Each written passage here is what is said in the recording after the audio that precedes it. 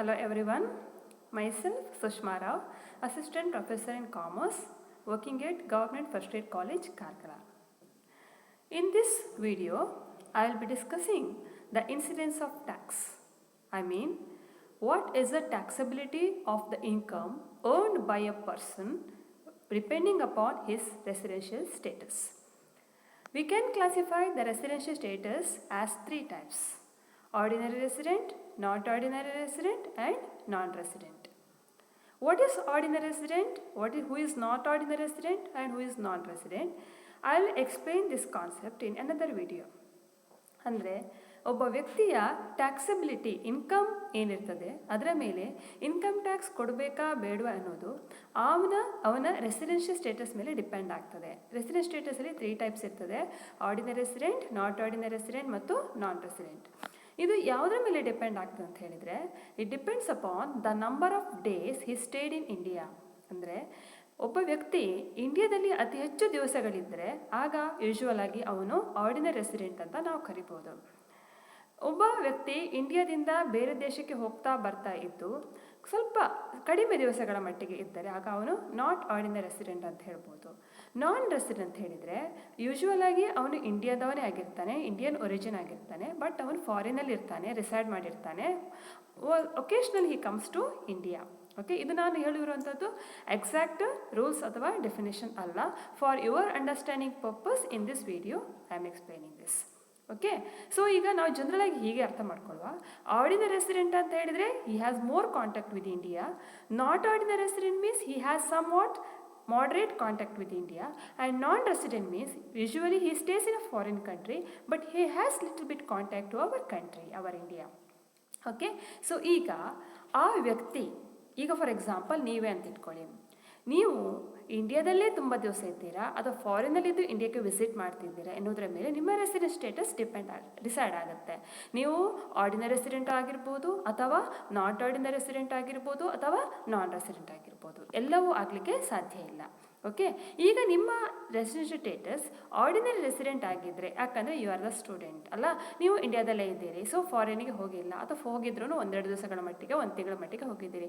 So ನಿಮ್ಮ residence status ಏನಾಗಿರ್ತದೆ? Your residential status will be ordinary resident. So ordinary resident ಆಗಿದ್ದಾಗ ಆಗ ನೀವು ಅರ್ನ್ ಮಾಡಿದ ಇನ್ಕಮ್ ಎಲ್ಲದರ ಮೇಲೆ ಟ್ಯಾಕ್ಸ್ ಕೊಡಬೇಕಾ ಅನ್ನೋ ಕ್ವಶನ್ ಬರ್ತದೆ. ಫಾರ್ ಎಕ್ಸಾಂಪಲ್, ನೀವೀಗ ವೆಕೇಷನಲ್ಲಿ ಇದ್ದೀರಾ, ಎಲ್ಲಿಯಾದರೂ ಪಾರ್ಟ್ ಟೈಮ್ ಅರ್ನಿಂಗ್ ಮಾಡ್ತಿರ್ಬೋದು, ಅಥವಾ ನಿಮಗೆ ಅಗ್ರಿಕಲ್ಚರ್ ಲ್ಯಾಂಡ್ ಇರ್ಬೋದು, ಅಥವಾ ಯಾವ್ದು ನಿಮ್ಮ ಪೇರೆಂಟ್ಸಿಗೆ ಬೇರೆ ಯಾವುದಾದ್ರು ಕಂಪನಿ ಬಿಸ್ನೆಸ್ ಇರ್ಬೋದು, ಅಥವಾ ಪೇರೆಂಟ್ಸ್ ಯಾವುದಾದ್ರೂ ಬ್ಯಾಂಕಲ್ಲಿ ಡೆಪಾಸಿಟ್ ಇಟ್ಟು ಅದರ ಮೇಲೆ ಇಂಟ್ರೆಸ್ಟ್ ಬರ್ತಿರ್ಬೋದು, ಅಥವಾ ಯಾವುದೋ ಒಂದು ಕಂಪನಿಗಳಲ್ಲಿ ವರ್ಕ್ ಮಾಡ್ತಿರ್ಬೋದು, ಅವರಿಗೆ ಸ್ಯಾಲ್ರಿ ಬರ್ತಿರ್ಬೋದು, ರೈಟ್? ಅಥವಾ ಯಾವುದೋ ಲಾಟ್ರಿ ವಿನ್ನಿಂಗ್ ಇರ್ಬೋದು, ಅಥವಾ ಯಾವುದೋ ಕಂಪನಿಯ ಶೇರ್ಸನ್ನು ಪರ್ಚೇಸ್ ಮಾಡಿರ್ಬೋದು, ಅದರ ಮೇಲೆ ಇಂಟ್ರೆಸ್ಟ್ ಬರ್ತಿರ್ಬೋದು. ಈಗ ಈ ಎಲ್ಲವೂ ಯಾವುದೇ ಇನ್ಕಮ್ ಆಗಿರಲಿ ಅದು ಇನ್ಕಮ್ ಡೆಫಿನೇಷನ್ಗೆ ಬರ್ತದೆ. ಸೊ ಅದರ ಮೇಲೆ ಇನ್ಕಮ್ ಟ್ಯಾಕ್ಸ್ ಕೊಡಬೇಕಾಗ್ತದೆ, ಕರೆಕ್ಟಾ? ಬಟ್ ಆ ಯಾವ ಇನ್ಕಮ್ನ ಮೇಲೆ ಟ್ಯಾಕ್ಸ್ ಕೊಡಬೇಕೆನ್ನುವುದು ಆ ಇನ್ಕಮ್ ಎಲ್ಲಿ ಅರ್ನ್ ಆಗಿದ್ದು ಮತ್ತು ಎಲ್ಲಿ ರಿಸೀವ್ ಆಗಿದ್ದು ಎನ್ನುವುದರ ಮೇಲೆ ಡಿಪೆಂಡ್ ಆಗ್ತದೆ. Let me make it clear. If you have earned the income in India and received in India, ಅಂದರೆ ಈಗ ಫಾರ್ ಎಕ್ಸಾಂಪಲ್ ನಿಮಗೊಂದು ಏನಿದೆ, ನೀವು ನಿಮ್ಮ ಪೇರೆಂಟ್ಸ್ ಎಂಪ್ಲಾಯ್ ಆಗಿದ್ದಾರೆ, ಎಲ್ಲಿದ್ದಾರೆ? ನಿಮ್ಮ ಮಂಗಳೂರಲ್ಲೇ ಎಂಪ್ಲಾಯ್ ಆಗಿದ್ದಾರೆ ಅಂತ ಇಟ್ಕೊಳ್ಳುವ. ಸೊ ಅರ್ನ್ ಇನ್ ಮಂಗಳೂರು, ಸಂಪಾದನೆ ಮಾಡಿದ್ದಲ್ಲಿ ಮಂಗಳೂರಲ್ಲಿ, ರಿಸೀವ್ ಮಾಡಿದ್ದಲ್ಲಿ ಮಂಗಳೂರಲ್ಲಿ. ಆಗ ಅಂಥ ಇನ್ಕಮ್ನ ಮೇಲೆ ನೀವು ಆರ್ಡಿನರಿ ರೆಸಿಡೆಂಟ್ ಆಗಿರಲಿ ಅಥವಾ ನಾಟ್ ಆರ್ಡಿನರಿ ರೆಸಿಡೆಂಟ್ ಆಗಿರಲಿ ಅಥವಾ ನಾನ್ ರೆಸಿಡೆಂಟ್ ಆಗಿರಲಿ, all are liable to pay the tax. Right? Same way let me make it clear. Format ನಾನು ಮತ್ತೆ ಹೇಳ್ತೇನೆ. ಈಗ ಇನ್ಕಮ್ ಇಂಡಿಯಾದಲ್ಲಿ ಅರ್ನ್ ಆಗಿದೆ ಬಟ್ ರಿಸೀವ್ ಮಾಡಿದ್ದು ಫಾರಿನಲ್ಲಿ. ಅಂದರೆ ಈಗ ನೀವು ಫಾರ್ ಎಕ್ಸಾಂಪಲ್ ನೀವು ಇಲ್ಲಿ ಇಂಡಿಯಾದಲ್ಲಿ ಕಂಪನಿಯಲ್ಲಿ ವರ್ಕ್ ಮಾಡ್ತಾ ಇದ್ದೀರಾ, ಸ್ಯಾಲ್ರಿ ಬಂದಿದೆ, ರೈಟ್? ಸ್ಯಾಲ್ರಿ ಅರ್ನ್ ಆಗಿದೆ ಬಟ್ ಅದು ನಿಮ್ಮ ಕೈಗೆ ಇನ್ನೂ ಸಿಕ್ಕಿಲ್ಲ. ಅದರ ಮಧ್ಯೆ ನೀವು ಫಾರಿನ್ ಟೂರ್ ಹೋಗಿದ್ದೀರಿ. ಫಾರಿನಲ್ಲಿ ಹೋದಾಗ ಅಲ್ಲಿ ನಿಮ್ಮ ಅಕೌಂಟಿಗೆ ಕ್ರೆಡಿಟ್ ಆಯಿತು, ನಿಮ್ಮದೊಂದು ಅಕೌಂಟ್ ಇದೆ ಫಾರಿನಲ್ಲಿ, ಆ ಅಕೌಂಟಿಗೆ ಕ್ರೆಡಿಟ್ ಮಾಡಿದ್ದಾರೆ ಸ್ಯಾಲರಿ ಅಂತ ಹೇಳುವಾಗ, so this salary is earn in India whereas received outside India. ಆದ್ದರಿಂದ ಈ ಇನ್ಕಮ್ನ ಮೇಲೆ ಸಹ ನೀವು ಯಾವ ರೆಸಿಡೆನ್ಸ್ ಸ್ಟೇಟಸ್ ಆಗಿದ್ರೂ ಸಹ ಟ್ಯಾಕ್ಸ್ ಕೊಡಬೇಕಾಗತ್ತೆ. ಸಿಮಿಲರ್ಲಿ ಇದರ ಉಲ್ಟಾ ತಗೊಳ್ಳುವ ರಿವರ್ಸ್, ಇನ್ಕಮ್ ಅರ್ನ್ ಆಗಿದ್ದಲ್ಲಿ ಫಾರಿನಲ್ಲಿ, ರಿಸೀವ್ ಮಾಡಿದ್ದಲ್ಲಿ ಇಂಡಿಯಾದಲ್ಲಿ. ಫಾರ್ ಎಕ್ಸಾಂಪಲ್ ನೀವು ಡಚ್ ಗೌರ್ಮೆಂಟ್ ಬಾಂಡ್ಸ್ ಪರ್ಚೇಸ್ ಮಾಡಿದ್ದೀರಿ, ಶೇರ್ಸ್ ಪರ್ಚೇಸ್ ಮಾಡಿದ್ದೀರಿ ಫಾರಿನ್ ಕಂಟ್ರೀಸ್ ಇದು, ಅದರ ಮೇಲೆ ನಿಮ್ಗೆ ಏನು ಬಂದಿದೆ, ಇಂಟ್ರೆಸ್ಟ್ ಬಂದಿದೆ. ಆ ಇಂಟ್ರೆಸ್ಟನ್ನು ಇಂಡಿಯಾದ ಅಕೌಂಟಿಗೆ ಕ್ರೆಡಿಟ್ ಆಗಿದೆ ಅಂತ ಇಟ್ಕೊಳ್ಳಿ. ಸೊ ಅರ್ನ್ ಮಾಡಿದ್ದಲ್ಲಿ ಅದು ಫಾರಿನಲ್ಲಿ, ಬಟ್ ರಿಸೀವ್ ಮಾಡಿದ್ದು ಇಂಡಿಯಾದಲ್ಲಿ. ಸೊ ಇದರ ಮೇಲೆಯೂ ಸಹ ಮೂರೂ ವ್ಯಕ್ತಿಗಳು ಯಾವ ರೆಸಿಡೆಂಟ್ ಸ್ಟೇಟಸ್ ಆಗಿದ್ರೂ ಸಹ ಟ್ಯಾಕ್ಸ್ ಕೊಡಬೇಕಾಗ್ತದೆ. ನಾನು ಸಮ್ಮರಿ ಮಾಡೋದಾದರೆ, income earn in India, received in India, right? One category. Another category is income earned or accrued in India. Accrued and earned both are giving the same meaning. Income earned or accrued in India but received outside India. Second category. And the third category is that income earned outside India but received in India. ಇಂಡಿಯಾದೊಟ್ಟಿಗೆ ಜಾಸ್ತಿ connection ಇರುವಂಥದ್ದು. ಒಂದೇ ಇಂಡಿಯಾದಲ್ಲಿ earn ಮಾಡಬೇಕು ಅಥವಾ ಇಂಡಿಯಾದಲ್ಲಿ receive ಮಾಡಬೇಕು, ಎರಡರಲ್ಲಿ ಒಂದು ಇದ್ದರೆ ಮೂರು ವ್ಯಕ್ತಿಗಳು ಯಾವ ರೆಸಿಡೆಂಟ್ ಸ್ಟೇಟಸ್ ಆಗಿರಲಿ ಸಹ ಅವರು ಟ್ಯಾಕ್ಸ್ ಪೇಮೆಂಟ್ ಮಾಡಬೇಕಾಗತ್ತೆ. I hope this is clear. So ಈಗ ಫಾರ್ಮ್ಯಾಟಿಗೆ ಬರೋ first point I have return income earned and received in India. 3 column ಮಾಡಿದೆ ನೋಡಿ, ordinary resident, not ordinary resident, non resident. Now what is your answer? Income earned in India, received in India. So have return yes for ordinary resident, yes for not ordinary resident also, and yes for non-resident also. For all the three it is taxable. Right? The second one ಏನು ಹೇಳಿದೆ, income earn ಮಾಡಿದ್ದಲ್ಲಿ ಇಂಡಿಯಾದಲ್ಲಿ, income earn in India versus received outside India. ಇದು ಸಹ ಮೂರು ವ್ಯಕ್ತಿಗಳಿಗೆ taxable ಆಗಿರ್ತದೆ. The third one is that income earned outside India but received in India. This is also taxable to all the three categories. ಕರೆಕ್ಟಾ? ಈಗ fourth one ನೋಡುವ. ಇಂಡಿಯಾದೊಟ್ಟಿಗೆ ಕನೆಕ್ಷನೇ ಇಲ್ಲ, ಇನ್ಕಮ್ ಅರ್ನ್ ಮಾಡಿದ್ದು ಫಾರಿನಲ್ಲಿ, ರಿಸೀವ್ ಮಾಡಿದ್ದು ಫಾರಿನಲ್ಲಿ. ನೀವು ಹೇಳ್ಬೋದು ಅದು ಹೇಗಪ್ಪ ಆಗುತ್ತೆ ಅಂಥೇಳಿ. ಈಗ ನೀವು ಫಾರ್ ಎಕ್ಸಾಂಪಲ್ ನೀವು ಇಂಡಿಯಾದಲ್ಲಿ ಇರುವಂಥದ್ದು, ನೀವು ಫಾರಿನಲ್ಲಿ ಒಂದು ಅಗ್ರಿಕಲ್ಚರ್ ಲ್ಯಾಂಡ್ ಪರ್ಚೇಸ್ ಮಾಡಿದ್ದೀರಿ, ಅಲ್ಲಿ ಬೇಸಾಯ ಮಾಡ್ತಾ ಇದ್ದೀರಿ, ಅದರಲ್ಲಿ ಇನ್ಕಮ್ ಬಂದಿದೆ. ಸೊ ಅರ್ನ್ ಮಾಡಿದ್ದಲ್ಲಿ ಅದು ಫಾರಿನಲ್ಲಿ, ರಿಸೀವ್ ಮಾಡಿದ್ದಲ್ಲಿ ಫಾರಿನಲ್ಲಿ. ಸೊ ಇದಕ್ಕೆ ಇಂಡಿಯಾ ಕನೆಕ್ಷನ್ ಇಲ್ಲ, ಅದರಿಂದ ಇಂಡಿಯನ್ ಗೌರ್ಮೆಂಟ್ ಈ ಟ್ಯಾಕ್ಸ್ ಯಾಕೆ ಕೊಡಬೇಕು ಅಂತ ಕೇಳ್ಬೋದಲ್ವಾ. ಬಟ್ ಇನ್ಕಮ್ ಟ್ಯಾಕ್ಸ್ ರೂಲ್ ಏನು ಹೇಳ್ತದೆ, ನಿಮ್ಮ ರೆಸಿಡೆನ್ಷಿಯಲ್ ಸ್ಟೇಟಸ್ ಏನು, ನೀವು ಆರ್ಡಿನರಿ ರೆಸಿಡೆಂಟಾ, ನೀವು ಇಂಡಿಯಾದಲ್ಲೇ ಇರುವವರಾ, ಅಲ್ಲಿ ಇಂಡಿಯಾದಲ್ಲೇ ಇರುವವರು, ಆದರೆ ಫಾರಿನಲ್ಲಿ ಲ್ಯಾಂಡ್ ಉಂಟು, ಅಲ್ಲಿ ಅಗ್ರಿಕಲ್ಚರ್ ಆಗ್ತಾ ಉಂಟು, ಅಲ್ಲಿ ಇನ್ಕಮ್ ಬಂದಿದೆ. ಆದ್ದರಿಂದ since you are connected with India, if you are ordinary resident, you are liable to pay the tax to the government, Indian government. ಅದೇ ನೀವು ಒಕೇಶ್ನಲ್ ಇಂಡಿಯಾಕ್ಕೆ ಬರ್ತಾ ಇದ್ದರೆ, ನಿಮ್ಮ ರೆಸಿಡೆಂಟ್ ಸ್ಟೇಟಸ್ ಆರ್ಡಿನರಿ ರೆಸಿಡೆಂಟ್ ಅಥವಾ ನಾನ್ ರೆಸಿಡೆಂಟ್ ಆಗಿದ್ದರೆ, ಆಗ ನೀವು ಇಂಡಿಯನ್ ಗವರ್ಮೆಂಟ್ಗೆ ಯಾವುದೇ ಇನ್ಕಮ್ ಟ್ಯಾಕ್ಸ್ ಕೊಡುವ ಅಗತ್ಯ ಇಲ್ಲ, ಯಾಕೆಂದರೆ ನೀವು ಫಾರಿನಲ್ಲಿ ಕೊಟ್ಟಿರ್ತೀರಾ. I hope this is clear. So income earned as well as received, both are outside India. Who is liable to pay the tax on that? Only the first person. Who is the first person? Ordinary resident. Right? And now the fifth one. Fifth one is income from business situated outside India but controlled from India. ಈಗ for example Reliance company ತಗೊಳ್ಳಿ, one of the proud of our country ಅಲ್ಲ, Indian company. So it is origin is in India. Dhirubhai Ambani is the owner of Reliance company. He is Indian, he is the Indian resident, right? Assume that this Reliance company has a branch in Brazil. ಆ ಬ್ರೆಜಿಲಲ್ಲಿ ಒಂದು branch ಇದೆ, ಆ ಬ್ರೆಜಿಲಲ್ಲಿರುವ ಬ್ರಾಂಚಿಂದ income earn ಆಗ್ತಾ ಇದೆ. This is a income from business situated outside India, but its head office is in India. The owner is in India, right? So controlling is from India. It is a income from a business situated outside India, but controlled from India. ಇಂಥ income ಮೇಲೆ Indian government tax ಕೊಡಬೇಕಾ? The question. The answer is that if you are ordinary resident, you have to pay the tax. If you are not ordinary resident, then also you have to pay the tax. But if your residential status is non-resident, then you need not pay any income tax to Indian government. Right? Is it clear? That means if you are earning an income from a business and business should be situated outside India, but the controlling of that business should be in India. In such cases, only the first two categories of people are supposed to pay the income tax. Taxable ಆಗಿರ್ತದೆ. Okay? The next sixth one, let us see. Past untaxed profit brought to India. ಈಗ you are in India, you are outside India for so many years, ಫಾರಿನಲ್ಲೇ ಇದ್ದೀರಿ, ನಿಮ್ಮ brother sisters ಯಾರದು ಇರ್ಬೋದು, ಒಂದು 3-4 ವರ್ಷಕ್ಕೊಮ್ಮೆ ಬರ್ತಾರಪ್ಪ. ಬರುವಾಗ ನಿಮಗೆ ಅವರು ಅರ್ನ್ ಮಾಡಿದ ಸೇವಿಂಗ್ಸ್ ಎಲ್ಲ ತಗೊಂಬರ್ತಾರೆ. ಸೊ ಈಗ ಇಂಡಿಯನ್ ಗೌರ್ಮೆಂಟ್ ಆ ಸೇವಿಂಗ್ಸ್ ಮೇಲೆ tax ಕೇಳ್ಬೋದಾ? What is your opinion? Obviously you say no, because it is the income earned outside India and it's past.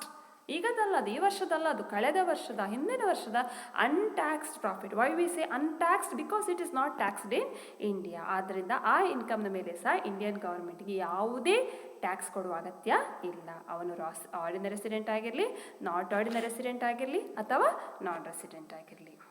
Right? Okay. The seventh one is about agriculture income. Agriculture income in India. ನೀವೆಲ್ಲ most of us are agriculturist, right? We have certain lands. ನಿಮ್ಮ parents ಆಗಿರ್ಬೋದು, ಅಥವಾ ನಮ್ಮ rural India ಅಂತ ಹೇಳ್ತೇವೆ. Agriculture is a common employment in ಆ country. So ಆ agriculture income ಮೇಲೆ ಟ್ಯಾಕ್ಸ್ ಕೊಡಬೇಕಾ? No, because the government wants to motivate the agriculture in India. So we need not pay any tax on agriculture income in India. So adrinda adu resident status ಯಾವುದೇ ಆಗಿರಲಿ, it is completely exempt from tax. No need to pay tax. And the last one is that dividend from Indian company, right? Dividend from Indian company. You purchase some shares in Infosys, right? You purchase some shares in Bharat Electronics. All these are Indian companies, and those companies may declare dividend, distribution of profit. ಆ dividend ನಿಮಗೆ income ಆಗಿರ್ತದಲ್ವಾ, ಆ ಇನ್ಕಮ್ನ ಮೇಲೆ ಯಾವುದೇ tax ಕೊಡುವ ಅಗತ್ಯ ಇಲ್ಲ. This is we are talking about for the assessment year 2020-21. ಈ ವರ್ಷ assessment year we are calculating the income of 2019-20. So after understanding this much, I hope you can understand the basic concepts upon which the income of a person is taxed in India based on his resident status. Alright, now let us go through one question, and you should tell me the answer. Before I have worked out the solution, but still you try to answer these questions. The first one is, okay, the question goes like this. Mr. Kiran earns the following incomes during the previous year 1920. Determine his taxable income if he is ordinary resident, not ordinary resident, non-resident. ಅಂದರೆ mister Kiran is a person, SSC. ಅವನು income ಕೊಟ್ಟಿದ್ದಾರೆ. ಅವನ resident status ಯಾವುದಿರ್ಬೋದು? Ordinary resident ಆಗಿದ್ದರೆ ಎಷ್ಟು, ordinary resident ಆಗಿದ್ದರೆ ಎಷ್ಟು tax ಕೊಡಬೇಕಾಗತ್ತೆ ಅವನು, ನಾನ್ ರೆಸಿಡೆಂಟ್ ಆಗಿದ್ದರೆ ಅವನ ಟ್ಯಾಕ್ಸಬಲ್ ಇನ್ಕಮ್ ಎಷ್ಟು ಅಂತ ಕ್ಯಾಲ್ಕುಲೇಟ್ ಮಾಡಬೇಕು ನಾವೀಗ. So first question is salary received in India for services rendered outside India. So income earn ಆಗಿದ್ದೆಲ್ಲಿ? ಇದು ಎಲ್ಲಿ? ಇಂಡಿಯಾದಲ್ಲಿ. ರಿಸೀವ್ ಮಾಡಿದ್ದೆಲ್ಲಿ? ಫಾರಿನಲ್ಲಿ. So I told you that ಇಂಡಿಯಾದೊಟ್ಟಿಗೆ ಕನೆಕ್ಷನ್ ಇದ್ದರೆ it is taxable to all. So just look at the solution here. Salary, the first one, salary received in India, right? Salary received in India, see here, right? It is taxable to all. Correct, no? Yes. Now the second one is pension received outside India for services rendered outside India. Income earn ಮಾಡಿದ್ದಲ್ಲಿ ಫಾರಿನಲ್ಲಿ, ರಿಸೀವ್ ಮಾಡಿದ್ದಲ್ಲಿ ಫಾರಿನಲ್ಲಿ. So ಇಂಡಿಯಾದೊಟ್ಟಿಗೆ ಕನೆಕ್ಷನೇ ಇಲ್ಲ ಇದು. Yes sir, ಯಾರಿಗೆ ಟ್ಯಾಕ್ಸಬಲ್ ಇದು? It is taxable only to the first one, that is ordinary resident. Here the mistake is there. Let me correct it. This is taxable only to ordinary resident. Okay. The second one is that, third one is that income from business in Australia controlled from India. Business ಇರೋದೆಲ್ಲಿ? ಆಸ್ಟ್ರೇಲಿಯಾದಲ್ಲಿ. ಆದರೆ controlling power ಇರೋದೆಲ್ಲಿ? ಇಂಡಿಯಾದಲ್ಲಿ. ಇಂಥ ಕೇಸಲ್ಲಿ ಏನು ಹೇಳಿದ್ದೇನೆ? This is taxable in the hands of first two categories of residents, that is ordinary resident and not ordinary resident. ಆದ್ದರಿಂದ it is taxable to first to see the third point here. Income from business Australia, it is taxable here. These two taxable only to ordinary resident and not ordinary resident. Not to idikilla nodi illi, this is not there, right? So it is taxable in the hands of first two categories. The fifth one is that, fourth one, dividend from Indian company. Indian company dividend, what I told, it is completely exempt from tax. See the fourth point here. It is completely exempt from tax. See, it is completely exempt, right? Yes, not taxable in the hands of any of the SSCs. The next one, point G, agriculture income at Mysore. Ellirodadu Indiadalli agriculture income, it is completely exempt from tax in the hands of all the SSCs. Next one is interest on German development bonds. Interest on German development bonds, ಇದು name ಹೆಸರಲ್ಲಿ ಇದೆ. ಎಲ್ಲಿ ಇದು income earn ಆಗಿದ್ದು? ಫಾರಿನಲ್ಲಿ. ಎಲ್ಲಿ receive ಮಾಡಿದಂತ ಹೇಳಿಲ್ಲ. So if nothing is given, we assume that the income is also earned in foreign country. ಎಲ್ಲಿ ಅರ್ನ್ ಆಗಿದೆ ಅಲ್ಲೇ ರಿಸೀವ್ ಆಗಿರ್ತದೆ ಯೂಶುವಲ್ ಆಗಿ ಅಲ್ವಾ. So it is not at all connected with India. ಆದ್ದರಿಂದ it is taxable to only to the, see here, it is taxable only to the ordinary resident. It is not taxable to anybody else. It is taxable only to ordinary resident, right? Okay. Next one is about profit earn from a business in Kanpur. Business ಇರೋದಲ್ಲಿ ಇಂಡಿಯಾದಲ್ಲಿ, receive ಮಾಡಿದ್ದಲ್ಲಿ ಕೊಡಲಿಲ್ಲ ಎಲ್ಲಿ ಅಂತ. So we assume that it is also received in India. I told you that whatever connected with in India is taxable in the hands of all the three, except on the business ಒಂದು ಇಟ್ಕೊಳ್ಳಿ, ಫಾರಿನಲ್ಲಿ ಇರುವಂಥದ್ದು controlling from India, it is taxable in the hands of first two categories, right. And dividend from Indian company and agriculture in India, both are except. Other than this, all other are taxable in the hands of all the SSCs if it has some connection in India. Either it should be received in India or it should be earned in India, right? Okay, so it is taxable in the hands of all the categories. You can look at the solution here, right?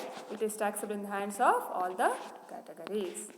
Next one, the last one is about is interest on Dutch development bonds. So let me make it clear. Interest on Dutch development bonds, half of which is received in India. Total amount is how much here? 50,000. So ಎಲ್ಲಿ earn ಆಗಿದ್ದು ಇದು? Dutch development bonds ಇಂದ. ಅಂದರೆ it is earned outside India, right. But next sentence ಹೇಳಿದ್ದಾರೆ it ಈ half of which is received in India. ಇದರಲ್ಲಿ ಅರ್ಧ ಇಂಡಿಯಾದಲ್ಲಿ ರಿಸೀವ್ ಮಾಡಿದ್ದಾರೆ ಅಂದರೆ ಅರ್ಧ ಫಾರಿನಲ್ಲಿ ರಿಸೀವ್ ಮಾಡಿದ್ದಾರೆ, ಕರೆಕ್ಟಾ? ಈಗ ನಾವು ಇದನ್ನು ಎರಡು ಕ್ಯಾಟಗರಿ ಮಾಡ್ಕೊಳ್ಳುವ, ಡಿವೈಡ್ ಮಾಡುವ.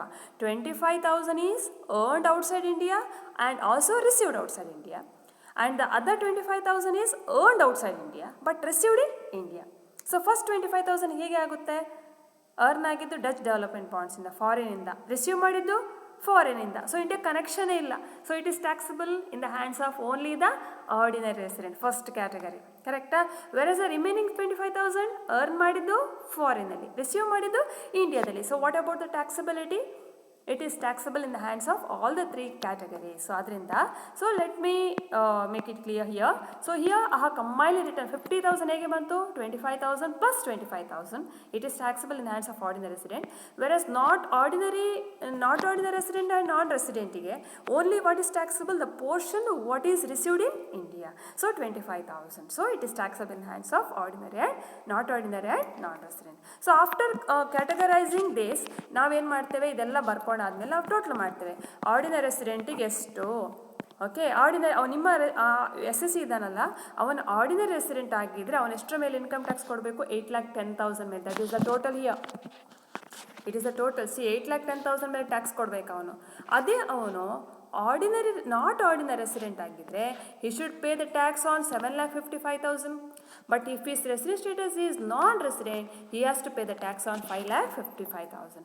So here the SSC is same, income earned by him is same, but the taxable income, that means the income upon which he is liable to pay the tax to the government, depends upon whether he is ordinary resident or not ordinary resident or non-resident. Usually ಯಾರಿಗೆ taxable income ಜಾಸ್ತಿ ಇರ್ತದೆ? Obviously for ordinary resident, because most of the days he will be in India. Okay, I hope this video is clear. If you have any doubt, you can post the queries. Okay, thank you.